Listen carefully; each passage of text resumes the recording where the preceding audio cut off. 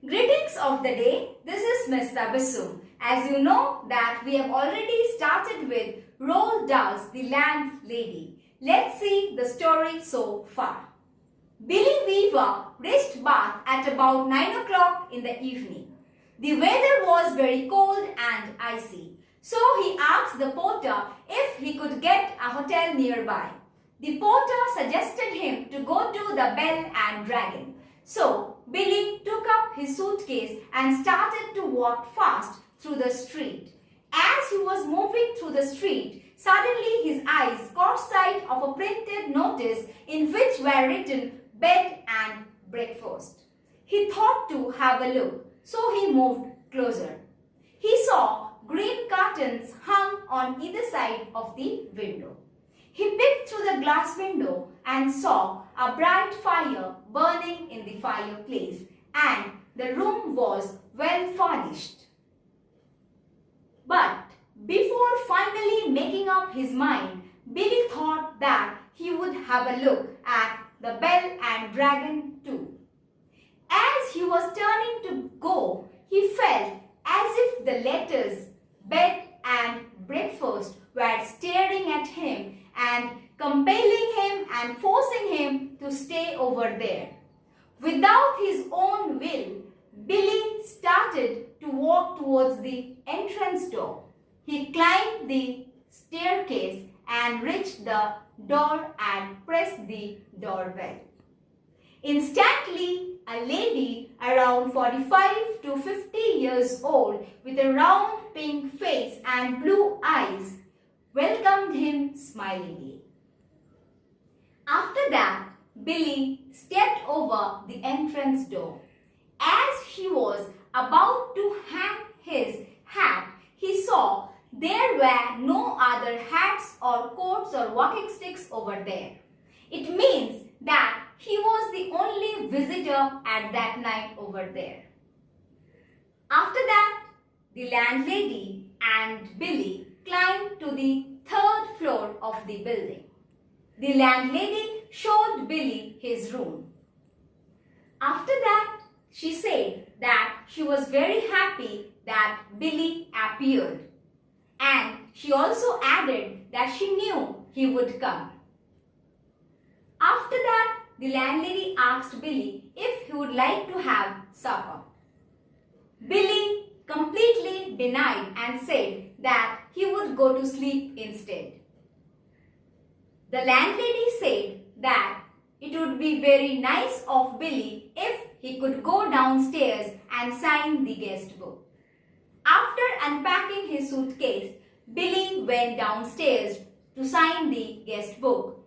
He saw the guest book lying on the piano.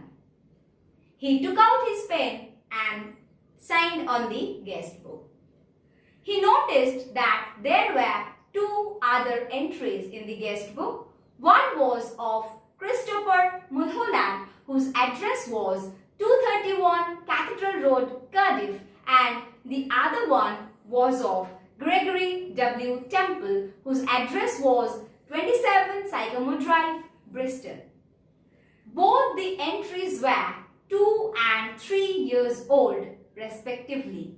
Now, let's see the further story. Here it goes. The Landlady by Roald Dahl.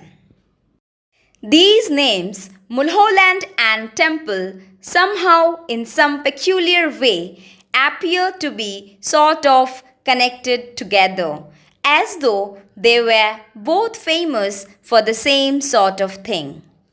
Billy still felt that the two names, that is, Mr. Mulholland's and Mr. Temple's, were somehow connected to each other. He could somewhat recall that their names appeared together for the same cause. "How amusing," she said. "Come here now, dear, and have a nice cup of tea." Here, the landlady now invites Billy to come and have a cup of tea.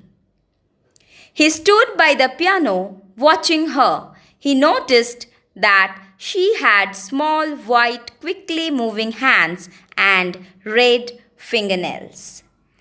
Billy was standing by the piano and started watching her.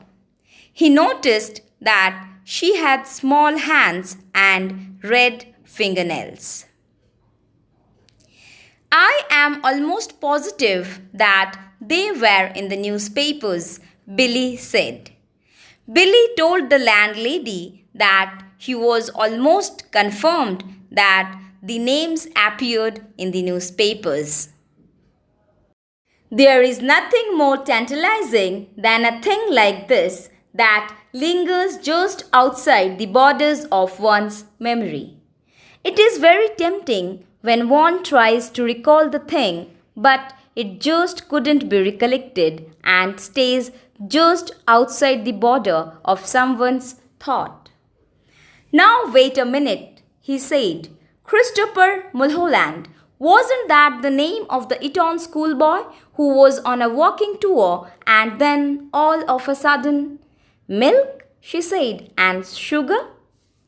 Billy suddenly recalls where he had heard Christopher Mulholland's name and asked if it was the name of the Eton schoolboy who was on a walking tour. But the landlady interrupts him and asks him how much milk and sugar need to be added in his tea. Eton schoolboy, she said. Oh no, my dear, that can't possibly be right because Mr. Mulholland was a Cambridge undergraduate. Come on, your tea's all ready for you.